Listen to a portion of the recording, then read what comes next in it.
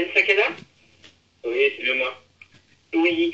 Bonsoir, Christophe Estorez de la web radio aux Villes Lumière. Oui. Voilà. Je suis heureux de vous recevoir au nom de toute la radio, merci.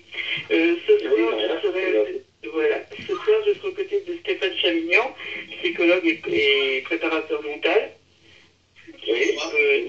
Oui. Bonsoir Fabrice. Bonsoir. Bienvenue. Voilà. Ouais. Alors, nous allons parler pendant 20-25 minutes ce soir, mais avant d'en venir au fait, je voudrais en fait passer une communication en accord avec notre directeur de station, c'est que ce soir nous dédions notre émission à Alfredo Di Stefano, le grand joueur argentin puis espagnol, puisqu'il avait écouté la musique espagnole par la suite, qui est décédé aujourd'hui, qui est le seul de l'histoire à avoir été le super ballon d'or en fait pour l'ensemble de sa carrière, très très grand joueur. Et voilà, donc c'est la famille du football qui est en deuil et voilà, donc c'est pour ça que nous lui dédions notre émission ce soir. Donc vous connaissiez un petit peu la carrière de Di Stefano ou... Oui, un peu. Hein. Bon, j'étais un peu jeune, mais bon, j'ai connu un peu, c'est un peu suivi. Donc en fait, quand même, de faire des joueurs de ce talent-là, bah, c'est toujours difficile, parce que bon, on va dire que c'est un nouvel ère qui est en train de se bâtir. Hein, donc, ouais, tout à fait. Nous allons passer maintenant en fait à vous. Alors à chaque fois, nous commençons par une petite bio. Alors pour commencer, je vais donc vous présenter à nos auditeurs. Donc vous êtes né le 21 juillet 1990 à Blanc-Ménil. oui. Vous avez été au départ formé pour être milieu offensif et finalement vous êtes milieu défensif plutôt, milieu de terrain suivant où vous jouez. Vous avez d'abord joué à Bondy, vous êtes passé par le centre de formation de Clairefontaine. Troyes est venu vous y chercher. Vous avez fait partie de la remontée de Troyes en Ligue 2 puis en Ligue 1.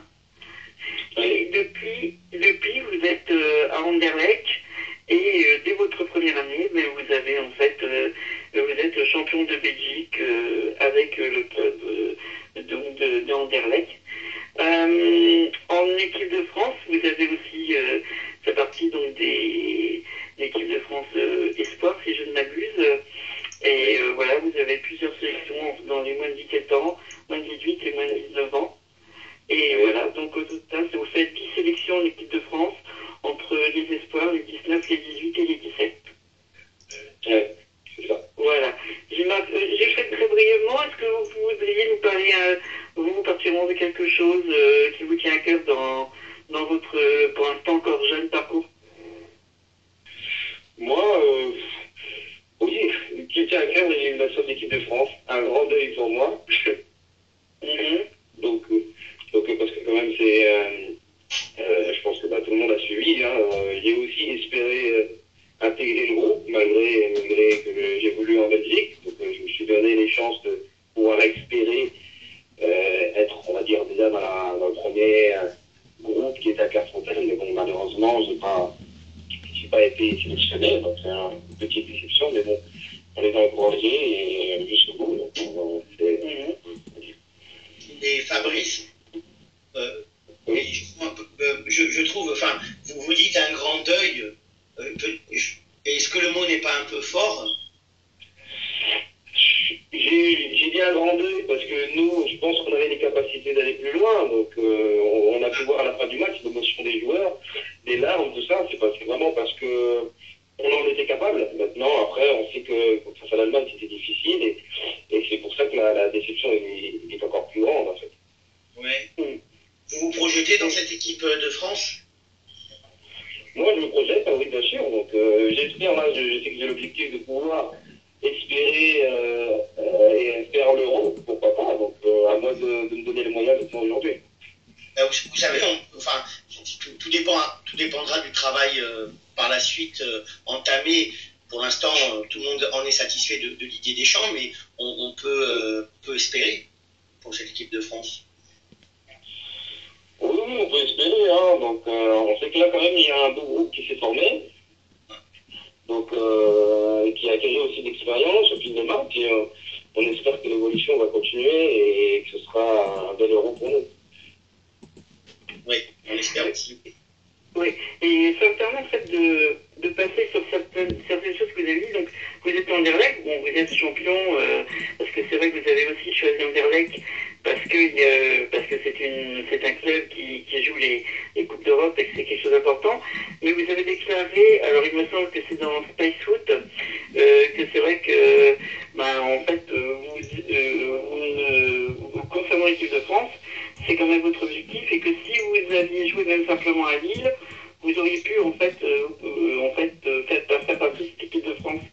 Est-ce que vous pensez que dans ces cas-là, peut-être, bon, vous avez encore un contrat de 2 ans, je crois, avec Anderlecht, est-ce que vous pensez du coup que d'ici 2016, vous essayez de vous orienter à nouveau vers un club français?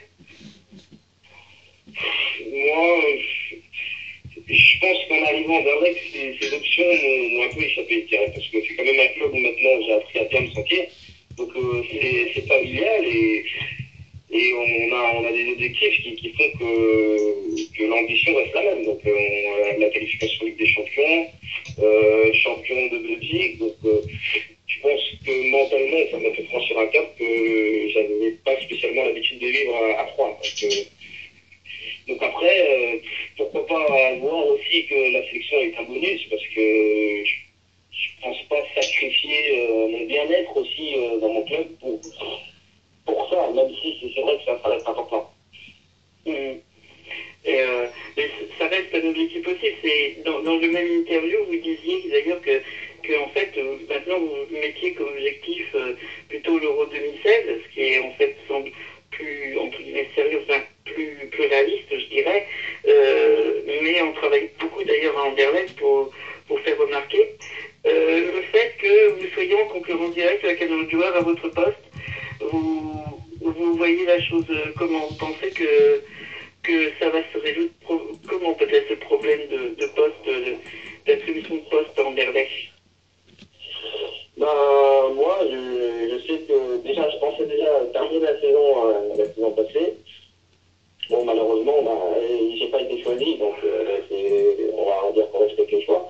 Maintenant, je sais que c'est une nouvelle saison qui commence, on a un nouvel entraîneur aussi, donc qui remobilise, on va dire, notre équipe, et là, on espère vraiment être dans les cadres vraiment de l'équipe cette année. C'est vraiment l'objectif de faire une saison complète pour vraiment confirmer. Et au niveau de la préparation de la saison avec Anderlecht, vous en êtes où, vous, personnellement, physiquement? Moi, physiquement, ça va, je suis bien. Je sais que pendant les vacances, je suis parti faire une semaine de préparation au Cap Performance à Bretagne. Donc, pour me préparer un peu. Donc, je sais que j'avais rencontré aussi pas mal de joueurs là-bas. Et donc, voilà, je me donne les moyens de pouvoir, donner plus et essayer d'être plus décisif aussi. Donc, je sais que les stats aussi font qu'on nous remarque un peu plus. Donc, on travaille là-dessus cette année aussi. Alors, je ne sais pas si Stéphane a des questions déjà ou... Non, je vous écoute. Oui, d'accord, très bien. Donc, je pensais en fait, parce que c'est vrai qu'avec Anderlecht, vous avez joué justement la Ligue des Champions et vous avez affronté le PSG. Alors, est-ce qu'on peut vous demander votre avis, non pas... Alors, peut-être déjà votre impression sur les matchs face au PSG qui a quand même, où vous avez quand même subi au niveau du club une lourde défaite, mais votre impression tout de même face ce que vous en regardez comme souvenir? Moi, je sais que c'est le match, je pense, de l'année qui nous a fait le plus mûrir, parce que la plupart des joueurs, c'était un peu leur première saison, pour certains, en tant que titulaire. Donc, on sait qu'on avait un groupe jeune. Après, suite à ça, justement, on a su évoluer et faire preuve de maturité. Et vous avez un souvenir particulier durant cette finale cette finale, pardon, je veux dire, en fait, ce match, pour moi, c'était presque c'est Champions League. Donc oui, un souvenir particulier durant ces rencontres Moi, le plus gros souvenir que j'ai, c'était la première rentrée justement sur le terrain, parce que pour moi, c'était la première fois que je faisais avec des champions. ça, quoi. Donc, pour moi, j'avais l'impression d'être encore devant la télé, quoi. Donc, donc, je pense que c'est l'un des plus beaux souvenirs que j'ai cette saison-là. Et alors c'est vrai que je parle du final parce que je pense en même temps à votre finale, enfin vous faites être champion avec Anderlecht. Vous n'avez pas eu la chance de participer aux playoffs. Comment vous avez géré en fait cette absence, cette mise sur le banc, je dirais, cette mise à part pour la... Moi, je sais que je m'étais préparé parce que bon, je sais que quand même avec le coach, on a quand même eu quelques dialogues, donc il me maintenait mentalement, il m'encourageait aussi, donc moi, on va dire que je me préparais justement à pouvoir jouer à n'importe quel moment. Ensuite aussi, je préparais ma saison d'après, parce que bon, je me suis dit, même si je n'en ai pas pour cette année-là, ben, pourquoi pas commencer à travailler pour l'année prochaine, pour revenir en bonne condition et justement récupérer ma place, on va dire. Donc, j'étais plus dans cette mentalité-là.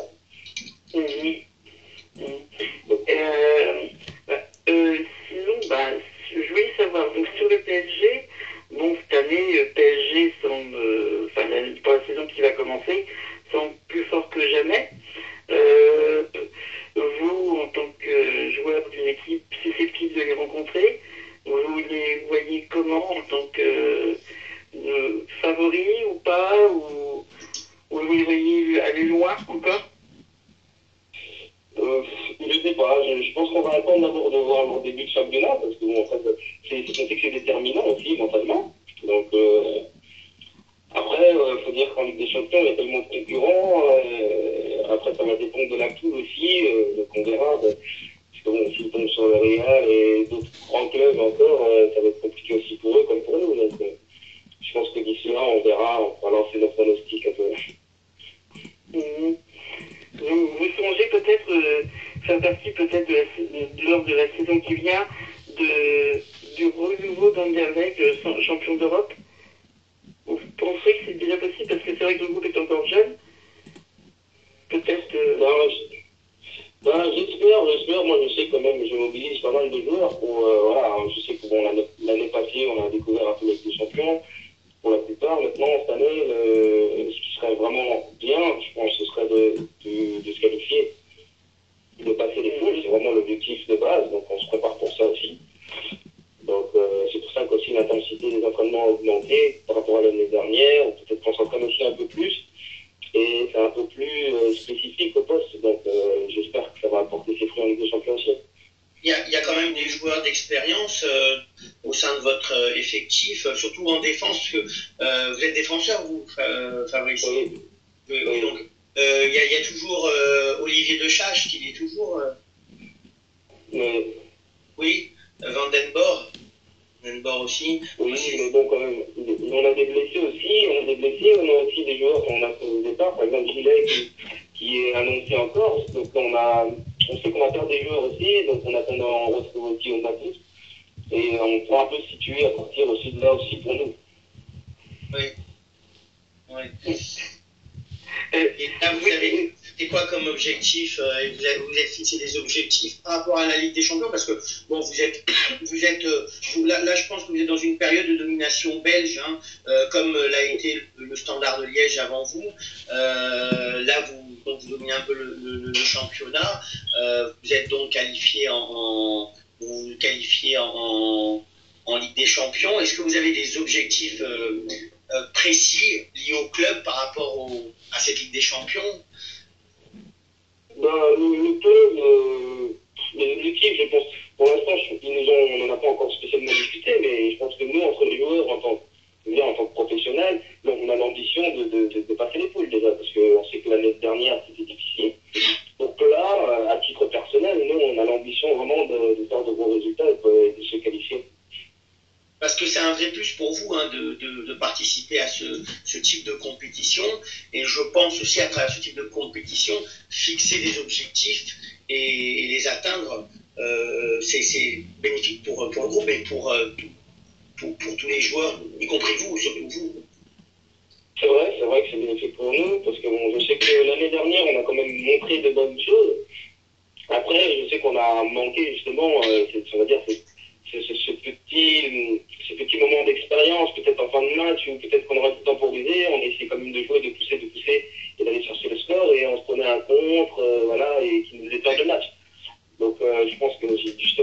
ces erreurs-là, on a appris beaucoup et on n'espère pas justement les reproduire cette année avec des changements.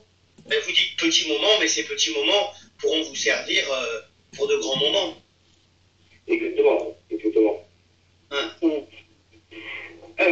je veux revenir en fait sur votre vie en fait à Anderlecht, parce que vous avez dit que vous vous sentiez très bien, que vous y êtes adapté en fait tout de suite, bien qu'étant dans l'appréhension d'être à l'étranger. Finalement, dans ce même interview que je citais tout à l'heure, parce que c'est vrai qu'il est très riche au niveau information, vous disiez qu'en fait en 2 jours vous étiez, au bout de 2 jours vous étiez déjà intégré.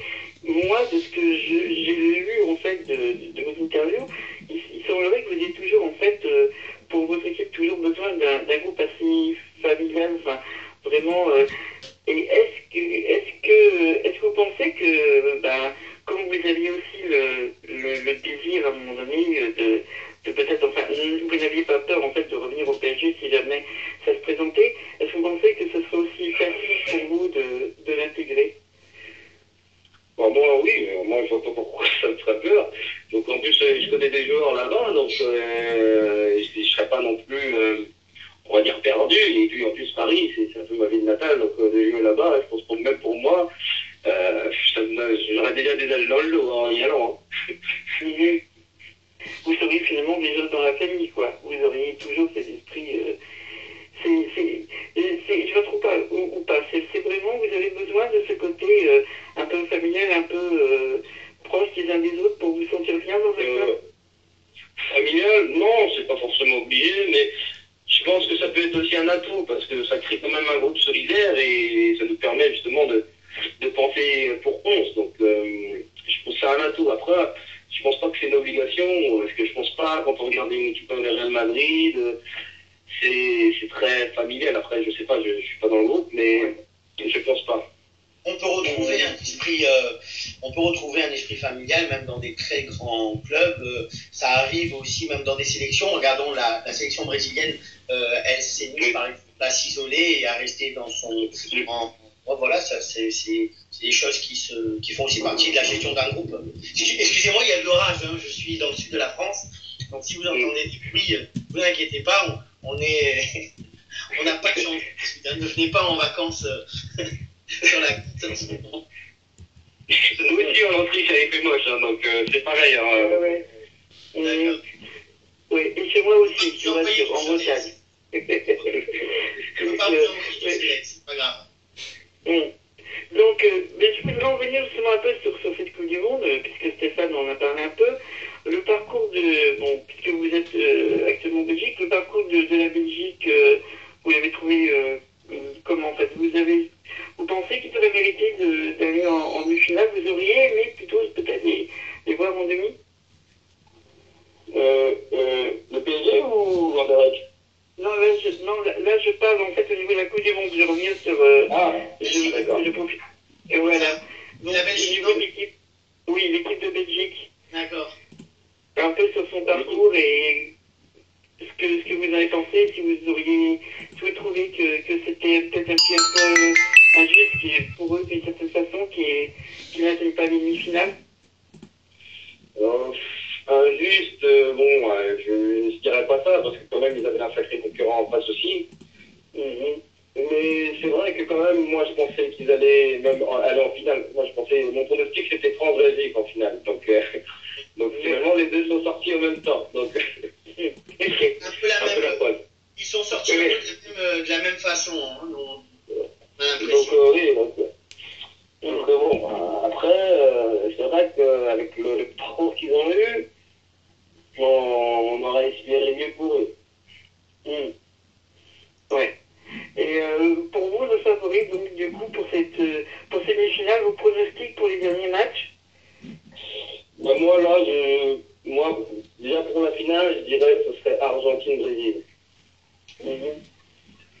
Finale purement latino-américaine, purement sud-américaine, même carrément.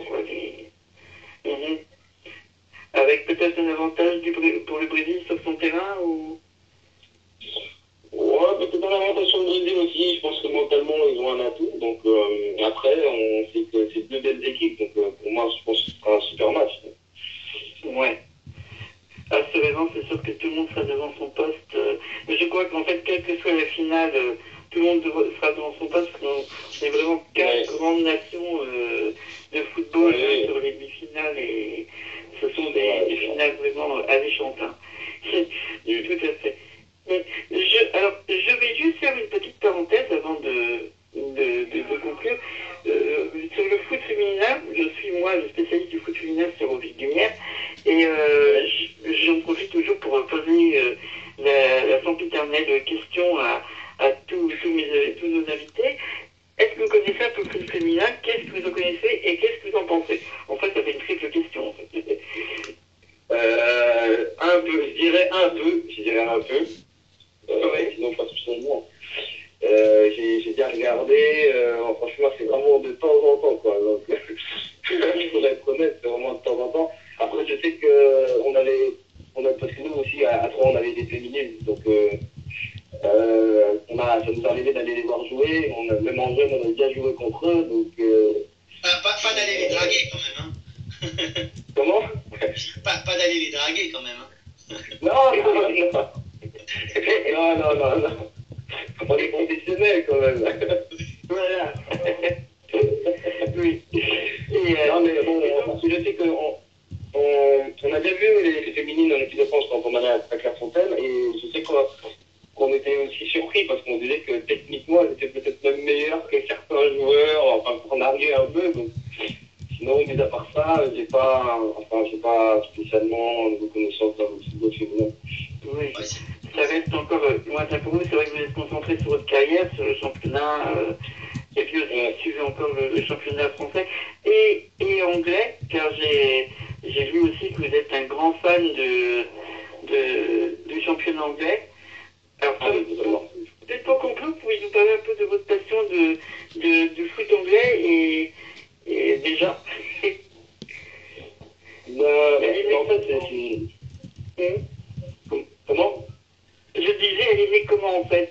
En voyant beaucoup jouer en Belgique, puisque le championnat est très suivi, ou c'est de très longue date? Non, c'est depuis déjà tout jeune, hein, parce que en fait, quand j'étais petit, on allait tout le temps en Angleterre, tout le temps. Pendant les grandes vacances, on faisait 2 mois en Angleterre. Donc il y avait pas de discussion. Et à force, j'avais mes cousins justement qui suivaient le foot. Et qui étaient des grands fans de Manchester United, donc bon. Les jours qu'il y avait un match, on avait le droit à la siesta un peu bien avant le match, et pendant, et même après. Donc, à force, je me suis intéressé par curiosité, et finalement, j'ai complètement adoré David Beckham, c'était une admiration. Ouais, et c'est de là que j'ai aimé l'ambiance, c'était festif, même aujourd'hui, même quand je regarde, même quand un défenseur tacle, c'est comme si c'était un but, donc ça nous motive aussi, parce que bon, on va dire qu'on a un peu la face d'ombre sur une équipe de 11, parce qu'on voit que les attaquants en général.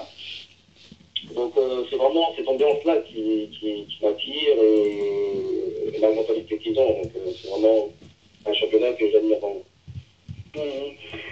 J'ai justement une question piège, entre guillemets, sur ça.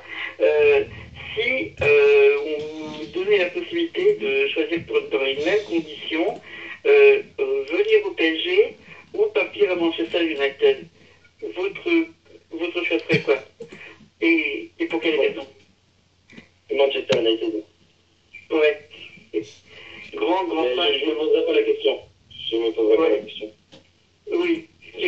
Même déjà à 3, je rigolais, j'ai dit, mais même s'ils me prennent en réserve Manchester, j'y vais. Oui.